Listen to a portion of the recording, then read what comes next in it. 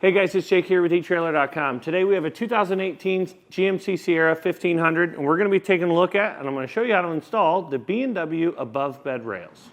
These rails are going to allow you to mount up your industry standard fifth wheel. It'll drop right into one of these three sets of holes. So if you're dropping into the outer hole, you're also going to be using the outer hole on the other side. These holes is what are what's going to make it an industry standard rail, because these measurements or the spacing in between them is going to be the industry standard. The B and W Patriot that we're using today, for example, is going to use the outer holes because it needs the stability from the outer holes in order to accomplish the weight capacity that it has. These are going to have a very thick gray powder coat finish. That is B and W's standard. They're going to sit about 1.5 inches off of the top of our corrugation here, so you want to factor that into the height of your fifth wheel head. If you need additional height, if you don't have any adjustability in your fifth wheel head, we do have sets of rails on our website that are a lot taller than this. When referring to putting in-bed rails in the bed of a short bed truck, you're going to need to do something with the camper side of things, or the fifth wheel side of things. You either need to get a sliding camper or a sliding fifth wheel hitch, or you need to put a rotating pin box on your fifth wheel. We have the standard Patriot hitch that's going in here, but they have the turning point pin box on their camper, so it'll work out perfect. So instead of the fifth wheel head rotating, or the pin box rotating on the fifth wheel head here, it's going to rotate on the camper. So the rotational point is going to be back here further. That'll help to keep the nose of the camper a little bit further away from the cab. Now, as far as the installation goes, this install is a custom install. Getting the brackets on the side of the frame rail is super easy. What I would recommend though is that you have a lot of patience when trying to get the hardware over top of the fuel tank. It is very difficult. Definitely something you could do at home. Just give yourself some time. When it comes to that kind of stuff, just make sure you have the right tools. I recommend a very long, like a 24-inch long 19-millimeter wrench that has a ratcheting end on the one end. That is going to help you get all of your side hardware tightened down. But with that being said, let's go ahead and jump into the install. To begin our installation, we lowered our spare tire out of the way so that it gives us more room to work under here. And then we're going to take a 13-millimeter socket. This bracket right here, we are going to have a relocation bracket that comes in our kit. We're going to have one 13-millimeter bolt on top that will release it. So we'll take a 13-millimeter ratcheting wrench, get that removed. Take your relocation bracket with the V-notch sitting on top of the frame. We're just going to set this up there, then we'll have to line up the holes with the holes that are in the top of our frame rail. We've got our relocation bracket tightened out on top of our frame, and then underneath here, this was kind of difficult to get this lined up because these lines are so tight. But essentially what you want to do is slide the bolt down through the top bracket, use a lock washer and the nut on the underside. And what I did is I got one started and the other one was very difficult to kind of maneuver this bracket to spin it in place. So I spun it in place, dropped the bolt down through it, and then I took a vice grip, clamped it right here, and that held it up enough to where I could get the second nut and washer on. Up in the bed of our truck, we've got our rear rail in place. We want to measure from the back of our bed to the rear side of our rail. You want to measure 25.5 if you have a short bed like us, or less than an 8-foot bed as per the instructions. If you're measuring with a tape measure, good rule of thumb, if you have a drop-in bed liner, there's that little gap at the end of your tape measure. That's almost always perfect to account for the thickness of the bed liner. So we measured it out, put a mark on our bed. We've got it square from front to back. We've got a mark on this side, a mark on this side, and then you just want to measure from side to side. We came up with 4 inches on both sides to make sure it's centered. Then you want to take a paint marker. I just used a white paint marker so I can see it. You want to put a mark on the second set of holes in front and back, and then you'll want to put a mark in the center hole most rearward, and then you'll put the same hole marks over here. So essentially you're just going to put marks in the holes that line up with the top of this corrugation. So we can get our rail out of the way now and get some pilot holes drilled.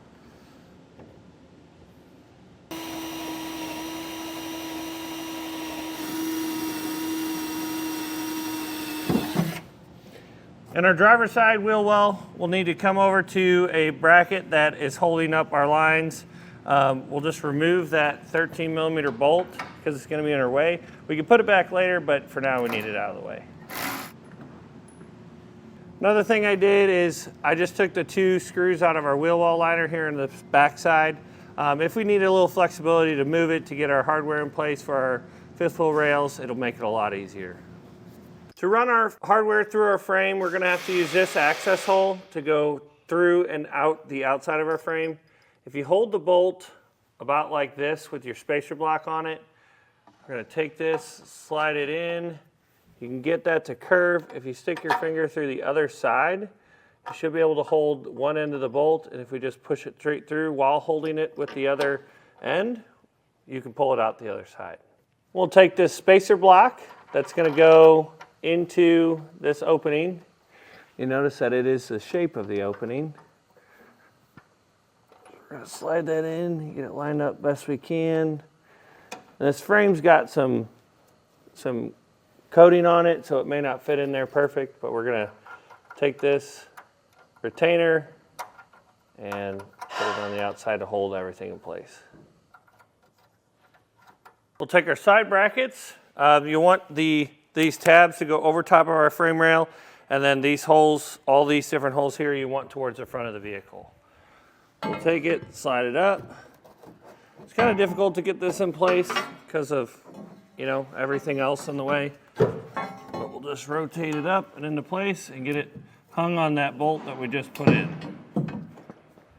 We'll take a flat washer, a lock washer, and then a nut. Thread that on here. Once you got your side brackets up, you want to make sure that you look up between the holes and you want to see your pilot holes right down through the bracket. Now that we know our holes are all lined up with our bracket below, we're going to come back up top and drill these holes out to 9/16 of an inch.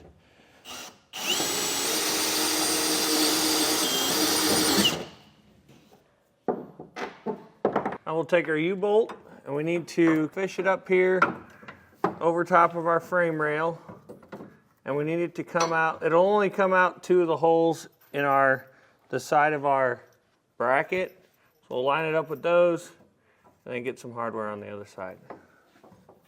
Then we're going to take a lock washer and a nut, put them on each one of our ends of our U-bolt.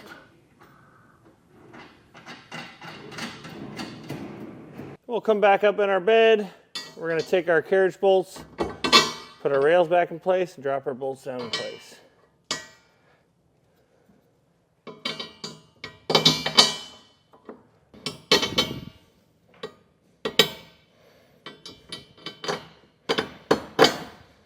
Underneath our vehicle, anywhere where your bolt is sticking through that corrugation, so for our entire back rail, we're going to have to use these spacers down here. We'll put the spacer around it, and essentially it's just designed to make up for the height of the corrugation. We'll put a spacer block on there. It's just a giant washer, and then a lock washer, and follow that with a nut. And we'll run these up hand tight just for now. In order to get our front rail in place for the correct distance, you don't have to measure anything, which is really nice. You just take your 5th wheel base, which we have our Patriot in here, set it in place, make sure that's inside of the holes on the front. Then all we have to do is measure from side to side here to make sure it's even, just like on our rear rail. The one thing I will note is you want to make sure that the base will lift in and out smoothly. So after we mark our holes, we're just going to double check to make sure that it's not tight inside the rails. For our front rail, we'll use these outermost holes. We'll put a mark in the center, and then we can get those drilled out. So this is what I'm talking about. You want to make sure that it lifts in and out like this, and the rail doesn't move.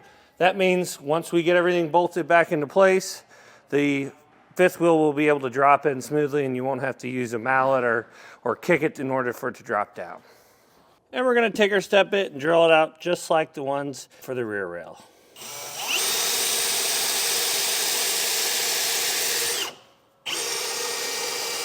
Once you've got your bolts in place, we'll want to take these spacers that we used underneath and now on top, because we drilled through the lower part of the corrugation, we'll have to take these and slide them around the bolts. We're going to need to use that same sequence of hardware to fasten the bottom, except you will not be using the spacers where we use them on top, because you only ever need them on the low part of the corrugation. So since our side plates are flat up against the corrugation, we can just use the big spacer blocks or the big spacer washers and the lock washers and our nuts.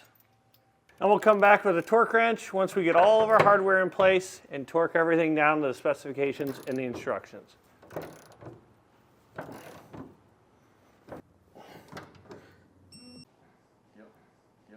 Well guys, that's going to do it for the installation. Hopefully this video helped you decide whether or not the B and W in-bed rails is right for you in your 2018 GMC Sierra 1500.